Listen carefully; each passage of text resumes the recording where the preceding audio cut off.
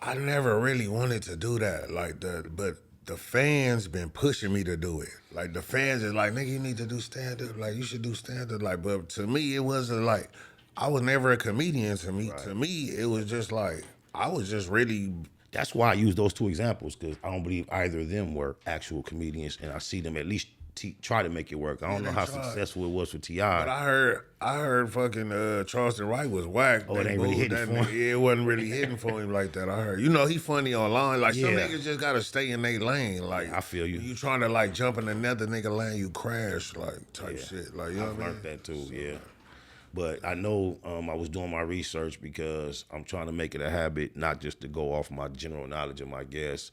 And I know there's so much to talk to about you. I still made up my mind after my last episode to research my guests. So I've been looking up a few things, trying to stay away from controversial things so we can have a mature conversation. I saw you mention on one of your lives that you acted in 2 movies, and you was being candid about the fact like you don't know what happened to him. And I just want to let you know in my acting experience, there's a certain film in particular called Hollywood. And I did it a long time ago, and if you would ask me what happened, it would be the same answer as yours. But that motherfucker just popped up on Tubi. Oh, did it? Yeah, and ain't no telling where it might be, but give us your experience with the acting, how you liked it, and what that was about. The crazy part, I've been telling both of them since we did the movies, like, why you didn't do that? They talking about, no, we going another way, and we gonna be in film festivals, and and I ain't gonna lie, both of them was 2 dope movies, like to be, you know, them same people, both movie. No, different situations. Two different situations. Yeah, but they was both 2. Like the first one could have been better, but you know, for a small budget film, right? All black, like quality. It was cool. Like it was cool. It was Tubi worthy. Like you know what I learned about low budget films before what you see having to be right, the audio has to be right. If you got good audio for a low budget film, it carries it. When that shit don't match, and you gotta have some good acting though. Like it can't be too cheap. Cause I ain't gonna lie, I'm a nigga that like I don't really fuck with them low budget. A lot of them low budget black Tubi feel like a lot of them. It's getting extra out now. Yeah, bro. A lot of them I'll be like, man. I seen one where somebody was like, their back was against a tree and their enemy was over there, and they shot like without looking and did some shit and wrapped their hand around the tree and hit the person. Craziness, like bro. I ain't like bro. Like Peacemakers, 2010. You was a part of a production. That's crazy. That was 2010. Time is flying, bro. Time is flying. That's crazy. How did that come about, and what was the nature of that project, and how did you get involved with that? I ain't gonna lie. 2010, I was just getting out of jail. I went to jail for some bullshit. I think it was like a parole violation or some shit. I went to jail, and I just had got out. And nigga was just fucking around in the hood one day, and the homie G Love came and asked us, did we want to do that shit? Like, hey, this a nigga trying to do a show on the hood. Whoop-de-whoop. Like, nigga, I want the most active homies. Like, you know, I was one of them there at the time. I was one of them young active niggas. So it was just like, nigga, y'all niggas want to do this shit? So we seen the other episode. Like, they showed us the little episode they did on the other niggas. And I was like, hell yeah, nigga. Like, you know what I mean? And at the time, we was like, in the middle of like a Cold War with the IFs at the time. Like, you know what I mean? At the time, it was like some cold shit. So it was just like, you know what I mean? It was a nigga coming to the hood willing to pay us to come to the table and discuss peace with our real enemies. So did it ever lead to some actual peace, or was it just production? I can't say that particularly led to some peace, but now like we finally came to a place now like to where, and you know I could it was more the young homies like just new generations on some new shit. A couple of the homies from the hood like stepped out there and was the forefront of that shit. Like fuck that, we finna make peace and we all like, you know what I mean? That's right. And that was cool. Being what we would consider a celebrity, because I gotta give you that. I mean, especially in our time, what else would we call you? Do you find being affiliated as you move around LA? Because like you showed up here by yourself, no entourage, no security. As you move around, do you find being affiliated or being so vocal about how you feel about people? Have you ever ran into a real life confrontation where something your gang affiliation or your shit talking online caused you to have a real life situation? I mean, it ain't been no like, no. Not no real situation. Like, I get into weird situations. Like, just yesterday, I'm just, like, doing some regular shit, going to the grocery store. Nigga run up on me with his camera out, like, hey, Boskoe, let me get a, like, you know what I mean? Like, shit like that, like, weird. Did you not know what the energy was immediately? Yeah, You had like, to figure, oh, okay, you know what I mean? Say, little buff-ass nigga in a white beater, like, you know what I mean? Little, like, you know what I mean? I don't know what this nigga on. I'm out the ways, like, I don't even, like, I ain't from around here, like, you know what I mean?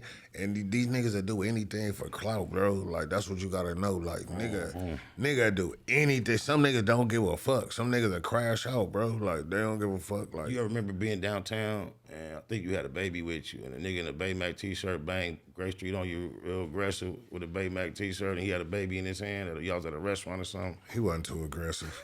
I ain't gonna lie, bro. He wasn't aggressive, bro. That's my Brody though. Do you remember I went live like 15 minutes later? Like, I don't remember, but oh God, he wasn't aggressive. He wasn't that aggressive. Say less.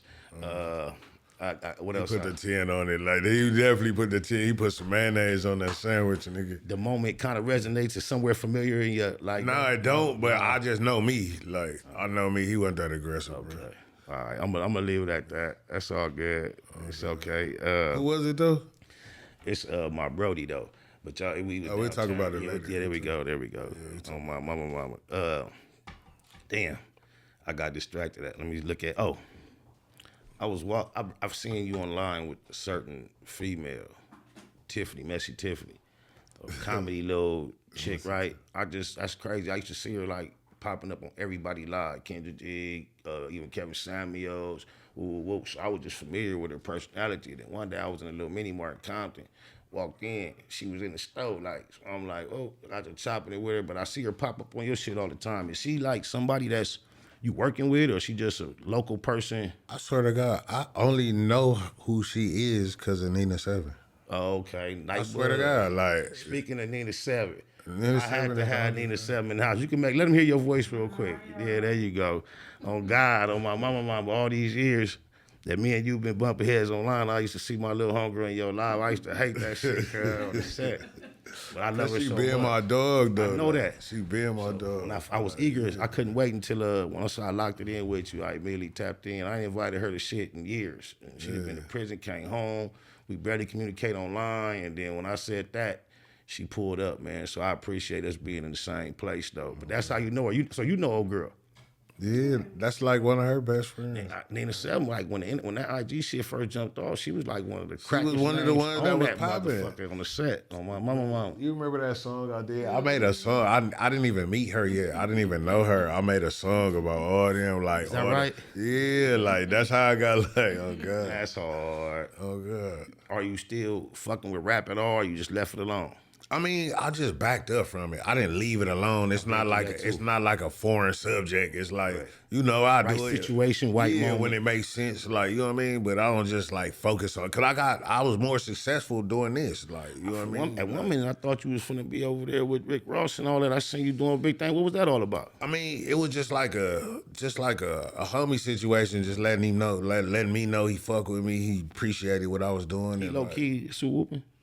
You know, he from out of town. Like, you know, everybody be trying to grab a Philly. You know how that shit go. Like, he more like lean toward that side. Y'all still in communication? Did y'all fall out, beef, or just no, we just cool? It just like, you know, COVID happened. Really, I was running around with him heavy, like right before. If you realize, like, go back. That's the moment it fell off. Okay, it was just that COVID shit, and it kind of fell off through the COVID shit, and I just didn't like, you know what I mean? But that makes sense. And I ain't no dick rider. You know, he doing his thing. I ain't no nigga that's just trying to be up under a nigga coattail. Exactly. Like, you know what I mean? If he want me to be around him, he know how to get in touch with me. Like that's how we met. I didn't reach out to him and like, you know what I mean? I wasn't like on no coat. Like, he really like was a real nigga and let me know, like, you know, through a mutual friend. Like, shout out to the homie Big Duck. Oh, God. Shout out to Big Duck. Shout out Big Duck. Like, Big Duck called me like one day, like, man, like, you know, I do bodyguard security work for Ross, man. Like, man, he fuck with you. Talking about Duck and Day. Yeah. Okay, say less. Yeah, I'll holler at it. Oh, that's who plugged you with him. Yeah. That's what they do. Like Big Duck. But it was because they was on a trip somewhere. They was going to Dubai or something. And Ross was watching some shit came up with me, and they said Ross was just watching my shit for like an hour and a half, crying, laughing. Like, with the beard and shit, I could see you being in the car with him in the film as a sidekick. Like, doing something. I could just see y'all popping some type of mission. But you know, I'm gonna let it come up though. I ain't There gonna you beg go. him for a situation. Of course not. Like, We you know, don't do cause I that. know that's what other niggas. You know what I mean? That's what other niggas do. Like, I ain't gonna do that. Like, you know, but if the situation arises.